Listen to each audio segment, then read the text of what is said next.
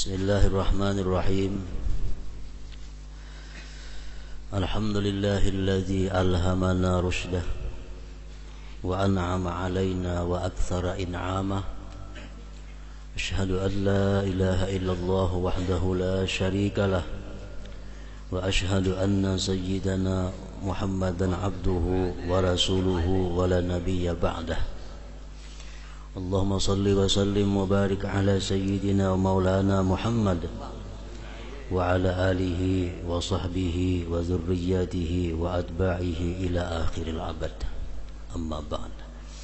Yang kita hormati dan kita cintai para habaib, para alim ulama, muhibbin, hadirin hadirat rahimakumullah. Puji syukur selalu kita haturkan kepada Allah atas berbagai macam nikmat yang selalu dilimpahkan kepada kita semua. Dan juga salawat dan salam kepada junjungan kita, pemberi syafaat kepada kita, Nabi besar Muhammad sallallahu alaihi wasallam, dan kepada seluruh keluarga, sahabat, zuriat dan pengikut beliau ila yaumil qiyamah. Para muhibbin rahimakumullah, kita masuk kepada pembahasan surat yang ke-21 daripada surat-surat Al-Quran. Al-Hadi wal Ishrun min suwaril Quran, suratul Anbiya. Yang ke-21 dari surah-surah yang ada dalam Al-Quran, yaitu surat yang dinamakan dengan Al-Anbiya. Surat Al-Anbiya ini makiyatun, diturunkan di Mekah. Wa ayatuha ithnata asyrata wa mi'ah, ayat-ayatnya berjumlah 112 ayat. Para muhibbin rahimakumullah, Al-Anbiya artinya adalah para nabi. Dalam istilah logat Arab, Al-Anbiya itu adalah jam'u nabiyyin, jamak daripada nabi. Kumpulan para nabi disebut anbiya, sebagaimana kumpulan para wali disebut auliya. Nabi itu adalah insanun zakarun hurrun salimun munaffirin tab'an wa andana ati abdin wa khana ummin uhiya ilaihi bi syar'in wa lam yu'mar bi tablighi fa in umira bihi fa nabiyyun wa rasul. Nabi itu artinya adalah seorang manusia. Kadang mau nabi itu malaikat, nabi kadang mau jin. Nabi itu dari golongan insan, manusia. Zakarun, nabi itu laki-laki, kadada bini-bini. Kecuali ada segelintir pendapat daripada umat Islam yang mengatakan nabi itu boleh perempuan, dan mereka memasukkan Siti Asiyah dan Maryam sebagai anbiya, bagian dari anbiya. Sedangkan pendapat yang mayoritas dari ulama, nabi itu mesti laki-laki. Hurrun, orangnya merdeka, kadang menjadi budak siapa juga pun. Salimun min munaffirin tab'an, selamat daripada yang melarikan pada tabiatnya. Artinya seorang nabi itu kadang mau mempunyai sesuatu yang membuat orang lari daripadanya. Contohnya penyakit menular. Nabi kadang mau berisi penyakit menular, karena orang kadang wani bebarak menjangkit. Nah, Nabi kadang mau itu.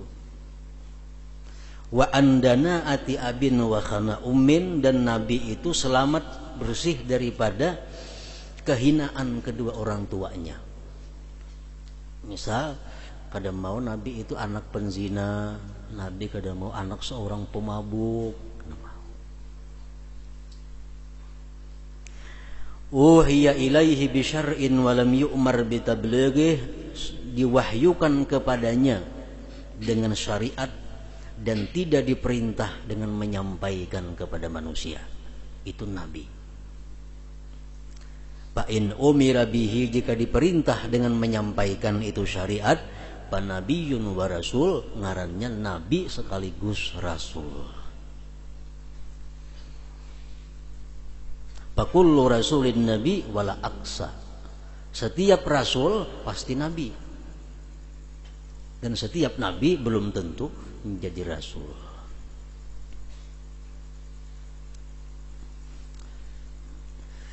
Qila adadul anbiya mi'atu alfin wa arba'atun wa ishrun alfa.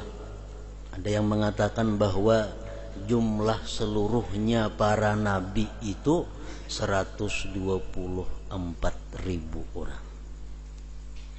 Sejak Adam sampai dengan junjungan kita Nabi besar Muhammad sallallahu alaihi wasallam, maka nabi itu banyaknya yang diberi wahyu oleh Allah manusia ini adalah 124.000 orang. Ka'iddati ashabi sayyidina Muhammad sallallahu alaihi wasallam waqta wafatihi, sama persis seperti bilangan jumlah sahabat Rasulullah waktu beliau wafat. Rasulullah wafat meninggalkan 124.000 sahabat. Persis seperti itu jumlah para anbiya. Wa adadur rusul 313, sedangkan bilangan para rasul itu ada 313 orang. Nabi 124.000, kalau rasul 313. Zukira fil Qur'anil Karim minhum 25. Dari semua itu yang disebutkan dalam Al-Qur'an ada 25 orang. Di Al-Qur'an ada 25. Oleh karena itu kita wajib mengenali, menghafal yang 25 orang itu. Karena itu yang ditulis, yang diwahyukan oleh Allah di dalam Al-Qur'an ada 25 nabi. Jadi masih banyak lagi nabi-nabi yang kada disebutkan di dalam Al-Qur'an itu. Wa ikhtulifa bi nubuwwati Khidir wa Dzil Qarnain wa Luqman wa Talut. Khilaf ulama tentang kenabian Khidir. Khidir itu ada yang mengatakan nabi, ada yang mengatakan wali. Artinya kalau kita mengatakan bahwa Khidir itu bukan nabi, kada jadi masalah. Tapi kalau kita mengatakan Lut bukan nabi, kafir kita. Kalau kita mengatakan misalnya Isa bukan nabi, Musa bukan nabi, kafir, karena dalam Al-Qur'an dijelaskan sudah itu nabi. Nah, kalau Khidir itu khilaf. Ada yang mengatakan termasuk nabi, ada yang mengatakan bukan. Wa Dzul Qarnain. Nah, Dzul Qarnain ada yang mengatakan nabi, ada yang mengatakan kada. Wa Luqman Al-Hakim. Dalam Quran ada surat Luqman.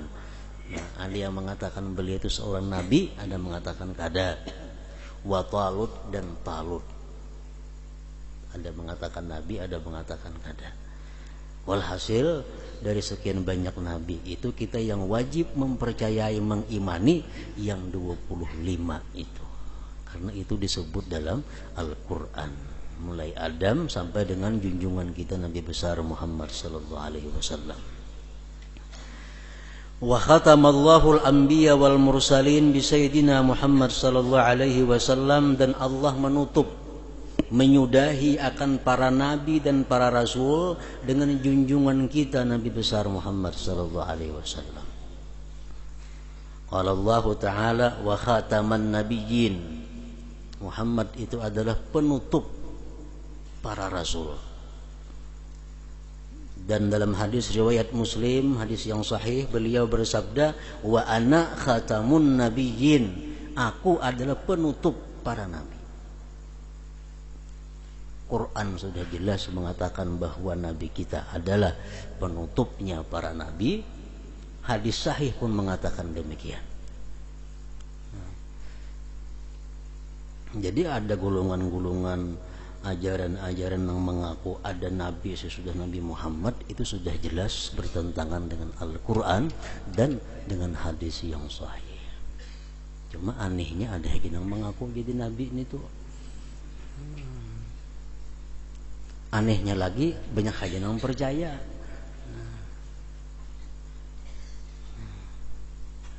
Padahal Allah sudah menyatakan di Quran wa khataman nabiyyin, Nabi Muhammad itu penutup para rasul. Beliau pun mengatakan wa ana khatamun nabiyyin, aku penutup pengunci para rasul. Nah, itulah para muhibbin. Sejak zaman Rasulullah memang sudah ada orang-orang yang mengaku Nabi itu. Jadi dari masa ke masa ada orang yang mengaku Nabi. Nah, kita dengan kepercayaan, dengan keimanan kepada Al-Quran bahwa tidak ada lagi para Nabi sesudah Nabi Muhammad SAW, maka bagaimanapun ada orang hebatnya itu manusia, punya kelebihan yang luar biasa umpamanya, mengaku jadi nabi, tetap kita kada percaya. Apalagi nang tapi ada kelebihan mengaku jadi nabi. Walaupun bisa terabang, bisa maulah batu jadi emas umpamanya, mengaku nabi, kita kada boleh percaya. Percaya kafir berarti.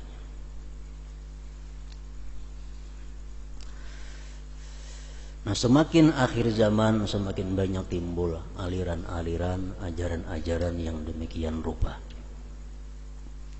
Walhasil setiap kali ajaran-ajaran yang timbul, ajaran-ajaran yang ada di masyarakat, itu ukurannya hanya satu. Bila lain daripada satu itu salah. Yang satu itu adalah apabila ajaran itu perpaduan antara syariat dan hakikat, benar sudah. Lain pada itu kada bujur. Itu baru mitirnya, ukurannya. Ajaran apapun bila ajaran itu perpaduan antara syariat dan hakikat, bujur. Bila hakikat saja kada bujur, syariat saja kada bujur juga. Mesti kedua-duanya. Sembahyang bila syariat semata kosong. Bila hakikat malolo kada bersembahyangan. Jadi sembahyang itu agar menjadi berisi, menjadi bernilai di sisi Allah, mesti diisi dengan syariat dan hakikat. Syariat artinya aku sembahyang fardu zuhur, hakikat aku sembahyang dengan daya dan upaya Allah Subhanahu wa taala. Kadang alih hakikatnya itu. Sembahyang syariat aku sembahyang, tapi hakikatnya dengan kekuatan daya upaya Allah Subhanahu wa taala. Itu hakikat ngarannya sembahyang. Allah Subhanahu wa taala mengajarkan kepada kita dalam Al-Qur'an,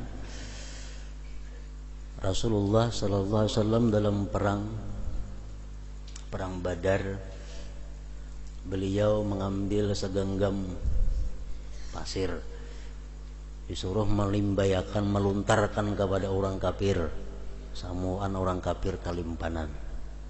Padahal segenggam aja. Nabi kita disuruh meluntar, menawakakan pasir, tawakakan kalimpanan semuaan. Lalu Allah menurunkan ayat, wa ma ramaita idz ramaita walakinallaha rama. Nah, itu ayat perpaduan antara syariat dan hakikat. Allah mengatakan bahwa yang meluntar itu Muhammad, namun hakikatnya adalah bukan Muhammad.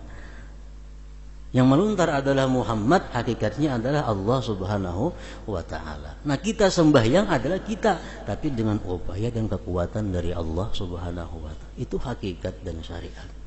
Bila ada ajaran nang pacang kada bersyariat, luput. Kayak apa jaharatnya gurunya, yang pacang kada sembahyang lagi, kada puasa lagi. Di kampung-kampung ada itu masuk ajaran-ajaran nang itu.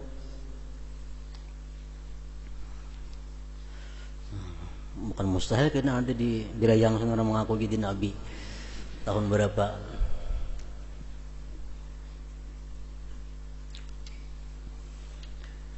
Jelas Al-Quran mengatakan wa khatamun nabiyyin, nabi kita adalah penutupnya para rasul. Para muhibbin rahimakumullah. Jadi para nabi-nabiullah ini atau anbiya ini dari yang 124.000 itu jumlahnya macam-macam keadaannya kada sama. Ada yang hidupnya miskin, talunta-lunta, ada. Ada yang hidupnya penuh dengan kekayaan, ada. Ada yang jadi raja, ada. Ada yang hidupnya bertentangan dengan orang tuanya, ada. Ada yang hidupnya bertentangan dengan istrinya, ada. Macam-macam. Itu kesemuanya adalah dikehendaki oleh Allah Subhanahu wa taala untuk dijadikan hujjah, dijadikan satu alasan nanti untuk menolak alasan-alasan manusia kenapa tidak beriman dan bertakwa kepada Allah Subhanahu wa taala. Ada orang yang sangat kaya, luar biasa kekayaan diberi Allah, sehingga di akhirat nanti ujar Tuhan, wahai fulan, kenapa engkau kada sembahyang berjamaah, kenapa engkau kada menuntut ilmu, kenapa engkau kada berwirid, kenapa engkau kada banyak zikir kepadaku? Hamba ini menjawab, karena engkau ya Allah kebanyakan beri aku harta, jadi kada keurusan. Allah sudah membuat hujjah. Ujar Allah, mana ikam sugihnya lawan Nabi Sulaiman. Nabi Sulaiman tuh lantai rumahnya aja emas. Mana ikam sugihnya. Kawahan Nabi Sulaiman sembahyang, kawahan Nabi Sulaiman berzikir kepadaku setiap saat. Ikam nang kekayaan macam itu kada kawala. Nah, jadi semua itu ambiya jadi hujjah oleh Allah Subhanahu wa taala. Nang jadi raja, kenapa engkau kada bertakwa kepada Allah, kenapa engkau kada sembahyang berjamaah? Tian pamberi ulun amanah jadi pejabat, jadi bupati, sehingga ulun kada kabar lagi ke masjid, kada kabar lagi sembahyang 5 waktu berjamaah, kada kabar lagi zikir banyak karena kebanyakan yang diurus rakyatnya. Allah mengatakan, ujar Allah, Nabi Sulaiman itu raja seluruh dunia. Dan bukan hanya rajanya manusia, raja binatang-binatang pun termasuk di bawah kekuasaan Nabi Sulaiman. Jin termasuk rakyatnya Nabi Sulaiman.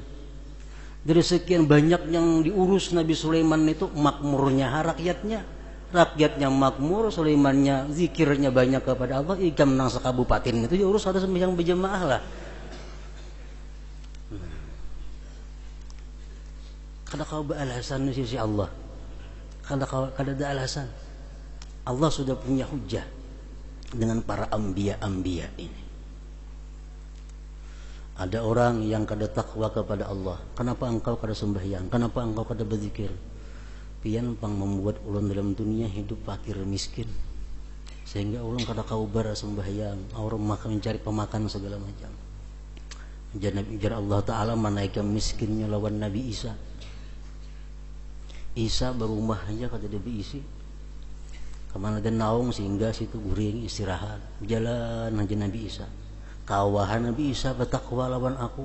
Kawahan Nabi Isa selalu berzikir kepadaku. Mana ikam pakirnya lawan Nabi Isa? Nah, kada kawa juga melawan. Karena Allah sudah punya hujjah dengan para anbiya.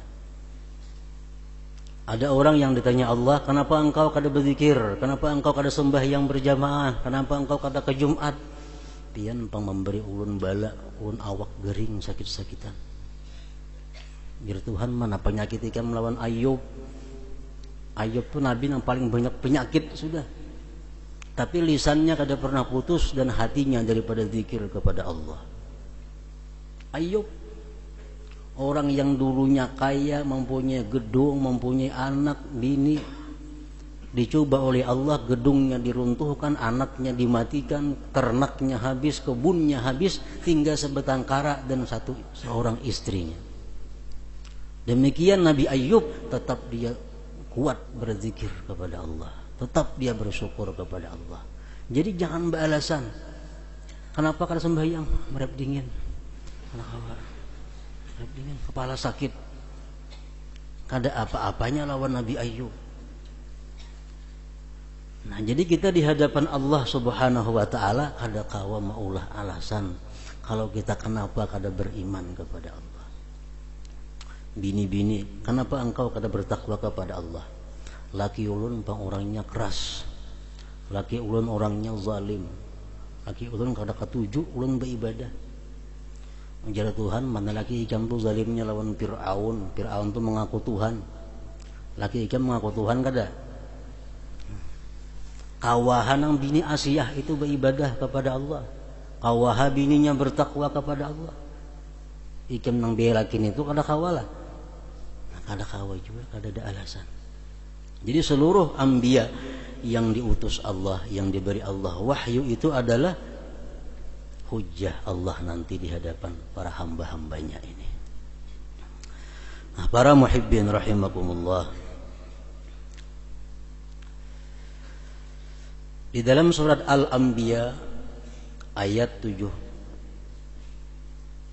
Allah menyatakan fas'alu ahla dzikri in kuntum la ta'lamun. Petunjuk Allah kepada kita dalam surat Al-Anbiya ini sangat banyak.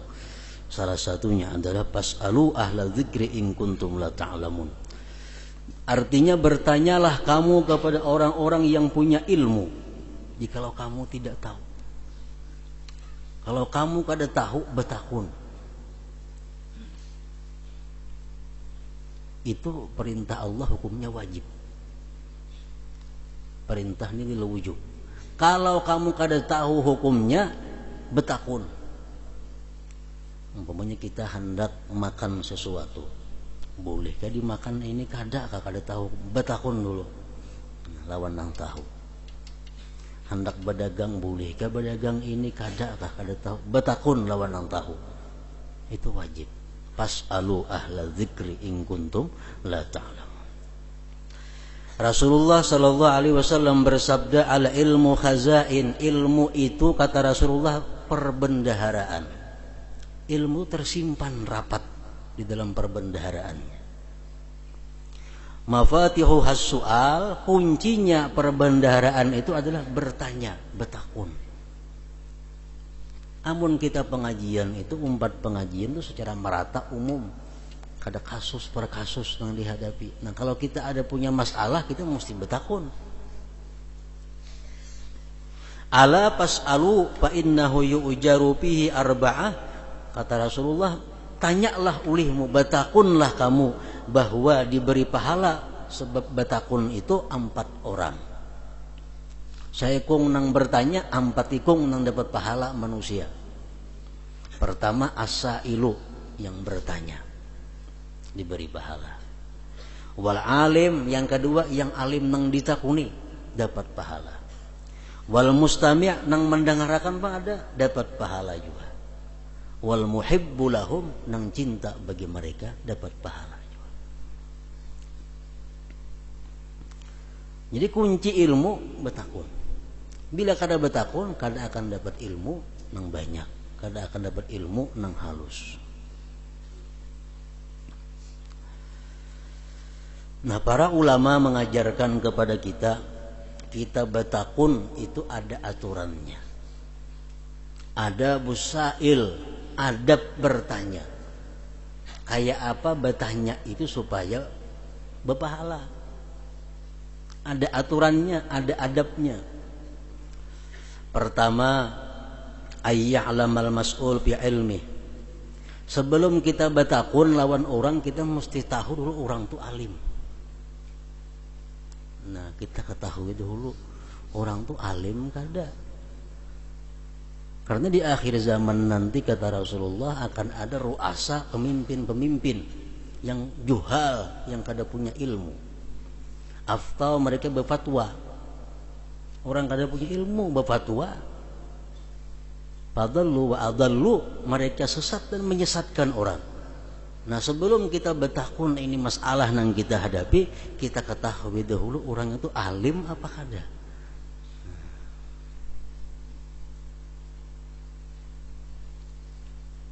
Yang kedua, wa ay yubayyinal jawab. Yang kedua, ay yubayyidal mas'ul bi khitabihi wa jawabih. Yang kedua, dia menghormati akan orang yang ditanya ini, baik dengan mengkhitabnya ataupun dengan menjawabnya. Artinya bertakun itu ada tata krama di mana kita menghormati dengan orang yang kita takuni ini. Yang ketiga, wa ayyuhassina su'al wa yubayyinah. Dia mesti membaguskan pertanyaannya dan menjelaskannya. Bertakun itu bagus-bagus tatakunannya, lawan jelas-jelas tatakunannya. Karena sedikit ketakunan lain jawabannya kayaknya. Ini pertanyaan kita mesti bujur dulu. Wa an la yas'alahu wa huwa qaimun. Jangan bertanya lawan orang alim parahatan sidin berdiri, jangan ditakuni. Aw mustawfizun, atau parahatan sidin hendak berangkat, jangan ditakuni. Orang berangkat sepeda motor sudah hidup, datang bertakun hukum luput itu. Orang berangkat sudah. Au ala halatid dajar au hammin, atau orang yang alim itu parahatan sedang marah atau sedang duka cita. Nah, kematian bini, kematian laki, kuitan, sedang sedih, jangan bertakun hukum dulu kayaknya ditunda.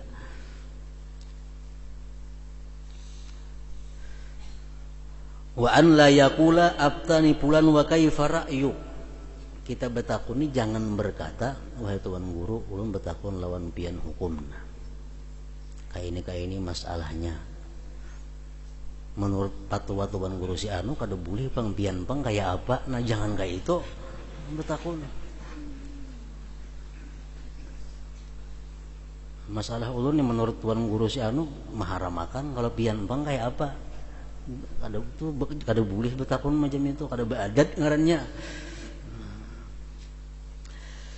Wa an la yutaliba bid dalil, dan jangan sekali-kali minta dalil.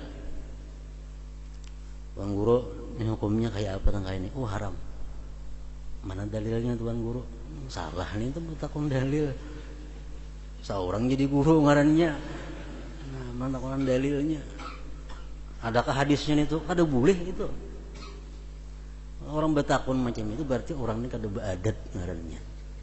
Wa an la yutaliba bid-dal. Nah, itu tata cara bertakun. Adabul alimil mas'ul, adapun aturan tata cara bagi orang alim nang ditakuni itu, yang pertama ayyab hamas su'al. Dia mesti mengerti dahulu soal. Jangan hendak menjawab kemudian belum paham pertanyaannya. Jelas-jelas pertanyaan itu macam apa? Yang kedua, wa ayyubayyinal jawab bayanan yuzidul iskal, bahwa dia menjelaskan akan jawaban itu akan sejelas-jelasnya yang menghilangkan kesulitan atau keraguan-raguan. Kita menjelaskan itu, nah, menjelaskan itu harus jelas, jangan sampai orang bertakun timbul jadi ragu-ragu. Kenapa ini hukumnya guru nih? Kira-kira haram sako. Nah, nang ditakuni aja ragu-ragu orangnya. Kira-kira haram sako, kada kawan itu. Kada kawan. Itu kada menghilangkan keraguan. Yang ketiga, wa ayyasbira ala tafhimis sa'il, orang yang ditakuni ini mesti sabar untuk memberikan pemahaman kepada yang bertakun. Jelaskan, pahamlah, pian ini pahamlah. Belum paham, jelaskan sampai paham. Wa ayyaqula la adri idza syakka fi jawabih, dan si alim ini mesti berkata, aku tidak tahu kalau dia ragu-ragu. Ini apa hukumnya tuan guru? Masalahnya kah ini apa hukumnya? Seorang ragu-ragu yo nih. Baik jawab la adri, aku kada tahu, pembetakun nonton guru lain aja. Lebih baik itu. Wa an la yaqula bi ra'yihi illa mujtahida, dan tidak boleh dia mengata dengan pendapatnya kecuali dia seorang mujtahid. Guru, ini apa hukumnya? Jadi guru, kalau pendapatku itu haram. Ini guru nang salah ngarannya. Nang berkata pendapatku itu kecuali Imam Syafi'i, Imam Hanafi, Imam Nawawi. Nah, namun guru Jarkasi kada kawal lagi perkataan itu. Pendapatku itu Imam Rafi'i kah, Ibnu Hajar kah, ayo pendapatku boleh. Nah, kalau nang di bawah-bawahan ini cukup kada boleh, habis ya. Bila betakon dalilnya kitab anu, kada usah dipakai pendapatku. Nah, karena ini kada berhak untuk berpendapat lagi, ilmunya kada cukup. Wa ayyuridad dalil idza ra'a dzalik, dan si alim ini mendatangkan dia dengan dalil kalau dia anggap perlu. Nang betakonnya orangnya ustaz juga, nang betakonnya tuan guru juga, tahun hukum itu dalilnya apa hukumnya menjamini itu hukumnya haram. Dalilnya ini dalam kitab anu ini halaman sekian. Kalau dianggap perlu, kisahkan dalilnya. Wa ayyaskuta 'anil jawab idza ra'asa ila la yantafi'u bi jawabihi, dan bahwa dia diam daripada menjawab, kada usah dijawab. Kalau dia melihat nang betakun ni pacang kada memakai jo lawan jawabannya. Pacang kada memakai juga, kada usah dijawab. Pacang kada mengambil manfaat juga lawan jawabannya. Nah, kada usah dijawab. Nah, itulah adab, aturan-aturan orang yang bertanya dan yang ditanya mengenai firman Allah, pas'alu ahla dzikri in kuntum la ta'lamun, bertanyalah kamu kepada orang-orang yang tahu jikalau kamu tidak tahu. Nah, para muhibbin rahimakumullah, kita mohon kepada Allah Subhanahu wa taala agar menunjuki kita semua kepada jalan yang lurus, jalan yang diridai oleh Allah Subhanahu wa taala. Wa ila hadratin Nabi sallallahu alaihi wasallam. Al-Fatihah. Ar-Rahmanir-Rahim. Maliki yaumiddin. Iyyaka na'budu wa iyyaka nasta'in. Ihdinas siratal mustaqim. Shiratal ladzina an'amta 'alaihim ghairil maghdubi 'alaihim. Asyhadu an la ilaha illallah wahdahu la syarika lah. أشهد أن سيدنا محمدا عبده ورسوله لا إله إلا الله نستغفر الله لا إله إلا الله نستغفر الله لا إله إلا الله نستغفر الله لا إله إلا الله